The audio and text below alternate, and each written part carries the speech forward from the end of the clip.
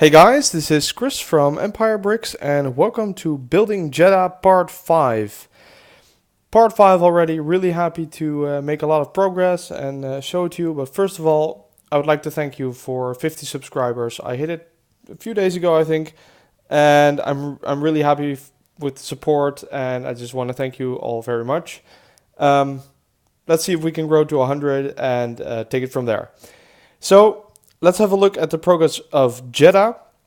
I have been putting some pieces to use, trying to finish it all, but yet again I ran out of pieces. So let me show you how far I've got and then take it from there. So as you can see, I finished 3/4 of the rock that the city is built upon, but I ran out of these pieces, so I have to finish those side pillars a little bit later and then cover it up, and then I'm off to the last and fourth quarter, which is still completely open, but I also use these pieces at the bottom for some rock effect. So they have been ordered. I'm not sure when they will be in. I think that might take up to a week. So yeah, we'll just see when I can continue building.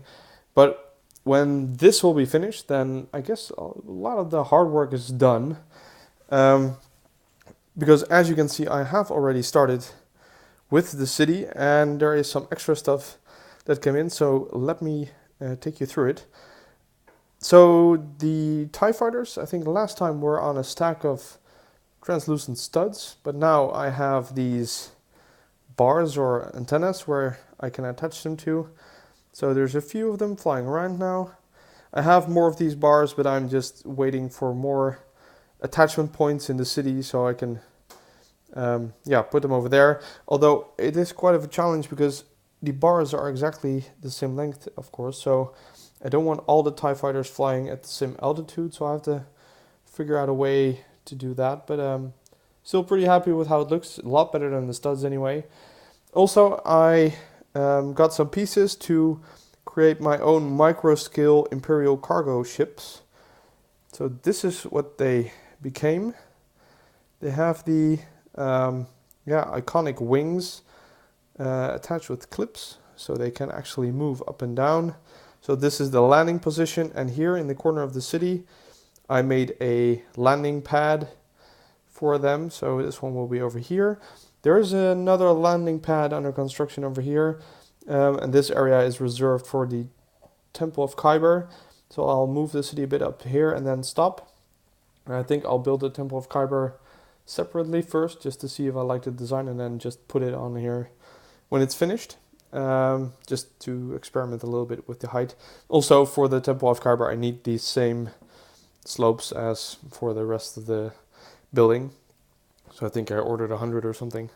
So yeah, just have to wait until they're in. Also, I have been expanding the street pattern. So the dark tan plates are supposed to be a street pattern, and it's starting to look pretty amazing. It's really looking cool. This is hard work though. It takes up a lot of time to make it look random and to come up with new little micro scale designs for buildings and such. So I think this area took me about 2.5 hours, something like that, maybe even 3 hours. And I'm not even halfway because it looks pretty much filled, but there's still some vacant places and spots all over the place. So there's still some work to be done. Also, I'm kind of running low on the small greebling pieces. But actually, I recently bought a microfighter set. It's the Wookiee Gunship, and it's really perfect for, it's full of these kind of pieces to build the city. So I might even get a second one because they're actually on sale in a local store, and they even come with one Wookiee, so that's kind of a freebie then. But it works great, and I use one of them. I was able to make a lot of cities, so I might buy one or two more because it's easier than to order it from Bricklink. So there's a few buildings that I'm pretty proud of. This one is using some of the exhaust pieces to simulate something of a factory or of some sorts. Now I copied that design over here with a different bar piece, but still it looks pretty nice. I just crashed one of the TIE fighters. Put it back on. So these are domed buildings over here and here. Different domes. So this piece is actually also from the Wookiee Gunship. These pieces are stuff like that. So yeah, that looks pretty good.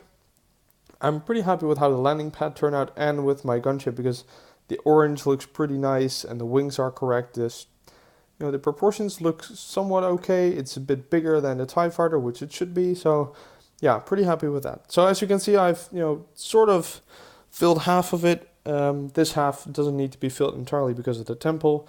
So I think you could say I'm about on 2/3 of the actual city.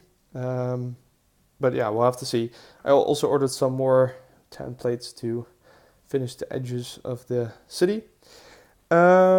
What I also finished is that I completely made the surrounding area. This is going to be covered up, so the wall is going to be here. So this is the surrounding area, and I actually completely finished it all around. Tried to make it look a little bit random. I'm pretty happy with how it turned out, but I'm still not sure on what I'm going to do with the space. Maybe just leave it and let all the attention go to Jedha instead of putting stuff down, but I might change my mind. Here's the second cargo ship, by the way, which is flying next to the city. It looks pretty cool from here. Yeah, one more thing is that if you've been following my channel, I've done a whole video in which I got a Star Destroyer, which is going to be above the city, of course. So first of all, let me explain to you what I'm planning to do, because I want it to be hovering above the city, but that means that it needs to be supported by something, or it needs to be hanging from a ceiling. So for the finale video, I might actually hang it from the ceiling, and then so I can have my hands free and show it to you, and it looks pretty clean and neat. But if I want to take it to an event or something else, then it would be best to have it on pillars. But I'm just doubting on how I should do that, because first I thought that I would put 3 pillars made of translucent bricks in the middle, stack them up, and then put it on top. But because it's pretty heavy, I think it will fall over one side or the other. So then I thought that maybe I should reserve some space. So I have some space over here, and maybe here and there. So I have it supported a little bit more from the sides and put it on top of that. But still, that would look weird in the city maybe. Another option is that I buy those half translucent cylinders and stack those on top on the edges of the city and put it on top of that. I'm really not sure. If you guys have any advice or have an opinion, please let me know, because this is a really hard one. How do I make the Star Destroyer hover above the city in a way that still looks good? Having said that, here is the Star Destroyer. So I can actually pick it up and hang it above the city for a while.